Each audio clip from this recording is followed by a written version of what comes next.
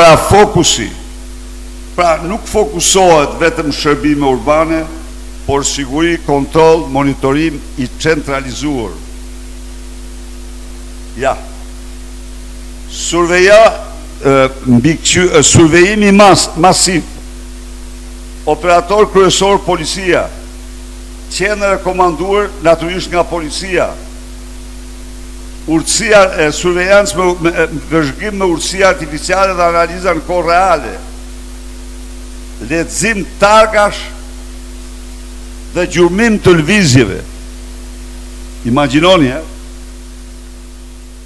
potencial për dhëna biometrike, veçanërisht fytyra, ruajtje dhe analizë dhënave,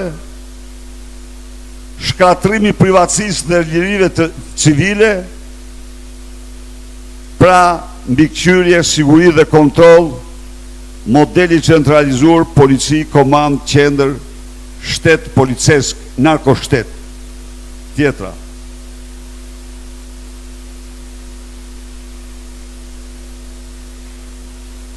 Kaloje se paka shumë të këto i tham. Pra, survencë, jo, pritë edhe njërë kalo pak aty. Për sëri këto janë, pra, Smart City, Safe Nation, këta orvoljantë,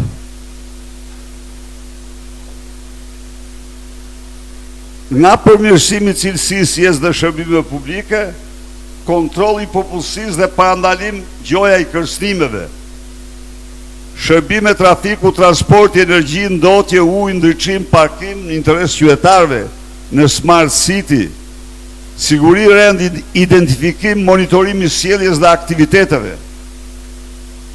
të dhëna të agreguar anonime për analiza dhe planifikim. Në Smart City, dhëna të agreguara anonime, të dhëna personale të identifikueshme në kohë reale në shtetin policesk. Smart City e kufizuar vetëm për funksionim në shërbimeve, e gjëre vazhdueshme dhe në shumë nivele fizike digitale. Smart City, sensor, platformat hapur analitik për shërbimet, kamera AI, njohje fytyra, analizë sjellje, big data, integrim databasesh e dhanave.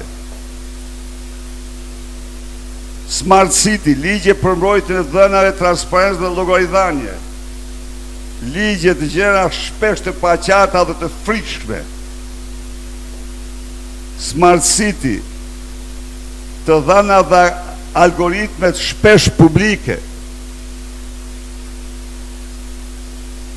Zero transparencë, klasifikim dhe zero transparencë. Smart City, qytetari përfiton shërbimet më të mira dhe përfshihet. Qytetari mbikëqyret kategorizohet dhe profilizohet në shtetin policor. Në funksion të shërbimeve publike, planifikimit urban, politika publike, në kontroll, hetim, ndjekje, parashikim, sjelljes dhe profilizim të qytetarit. Rrezik i ulët për privatësinë nëse ka kontroll dhe auditim. Rrezik i lartë për privatësinë, abuzim politik dhe diskriminim. Pra, këto janë dallimet esenciale midis Safe Nation, midis kombit të sigurt dhe qytetit të urt, të mençur. Është një hap tjetër që Edi Rama, i tmerruar nga qytetarët shqiptar, i tmerruar, përpiqet të dominoj ata duke i vendosur në kontroll të plot nga mëngjesi gjerë në darkë në çdo lëvizje të tyre. Te kalon të gjitha regjimet autoritare.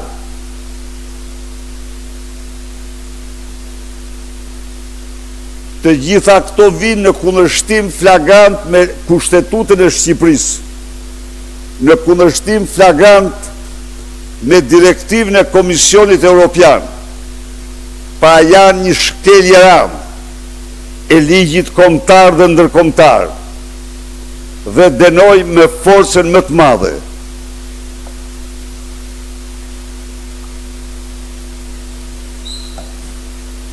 Së dyti, përsëri përshëndes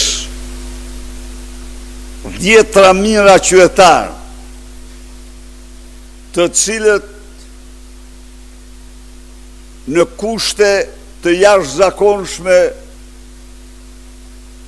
të një vape të papar, mbushën përsëri dje rrugë dhe bulevardet e Tiranës gjerë në orët e para të mëngjesit, duke kërkuar largimin e menjëhershëm të narkodiktatorit.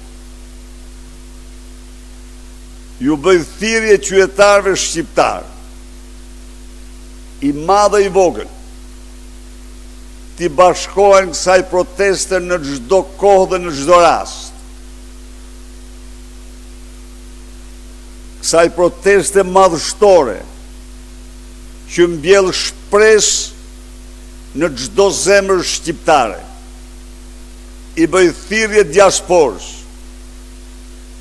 të mbetet si gjerësot e angazhuar në këtë mision të madh të shpëtimit të Shqipërisë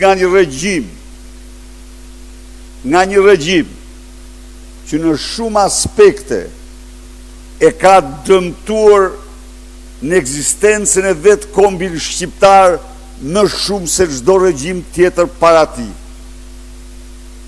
Dënoj me forcën më të madhe sharjet e pa kualifikueshme që Edi Rama ju bën shqiptarve në mediat më të mëdha ndërkombëtare. Ju garantoj se as Gheddafi, as Sadami, as Maduro nuk i kanë lejuar vetes gjuhën që Edi Rama ka përdor në Financial Times ndaj shqiptarëve.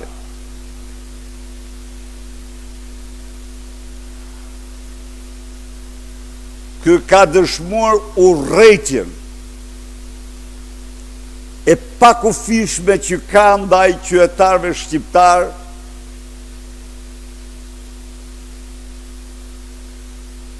sharja e tij ishte shokuese për gazetarën dhe për audiencën e pranishme. Edi Rama nuk sillet si padrino, shumë më keq se padrino i Shqipërisë. Edi Rama ka konsideruar Shqipërinë një sultanat të kohërave të shkuara, në të cilën vetë ai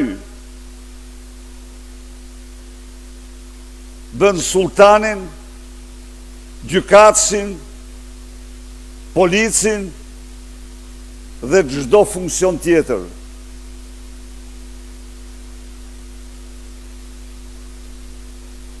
Edi Rama duhet largohet 1 minutë më parë. Edhe prapa qielli, edhe prapa diellit të shkoj. Shkon si një hajdut i pashoq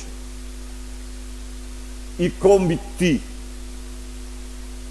Shkon si njeriu që ndërtoi në Shqipëri narkoshtetin e parë dhe të vetëm në Europë. Shkon si tradhtari i një kombi që bëri gjithçka, kreu genocid të kalkuluar ndaj tij për t'i përzënë shqiptarët nga Shqipëria një armik i egër i shqiptarëve në Shqipëri, në Kosovë dhe kudo në botë. Faleminderit.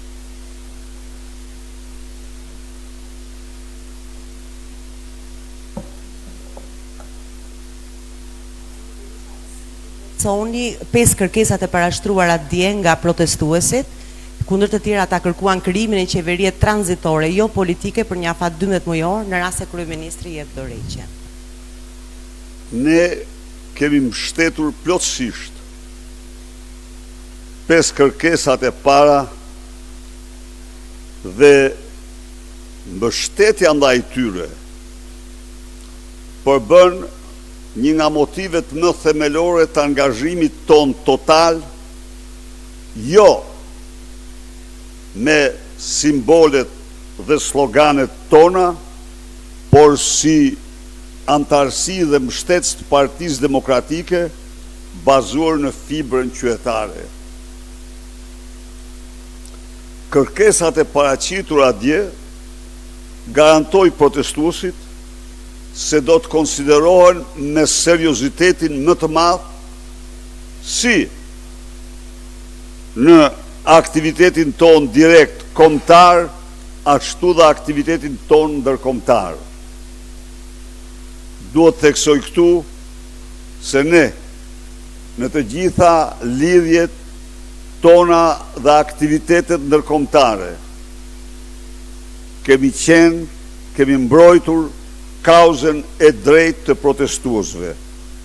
Jemi të gatshëm të trajtojmë me seriozitetin më të madh dhe insistojmë që Parlamenti të ndërpres çdo lloj aktiviteti tjetër dhe të merret me trajtimin e kërkesave të drejta të protestuesve, të protestës së rinisë dhe qytetarëve shqiptarë. Disa herë që Edi Rama po përgatit azilin për ish zëvendës kryeministre nën hetim Belinda Balluku. Keni më informacione për këtë? Faleminderit. Tani, së pari ajo është marrë me azilin e Lubi Ballukut. Dhe kjo është e vërteta.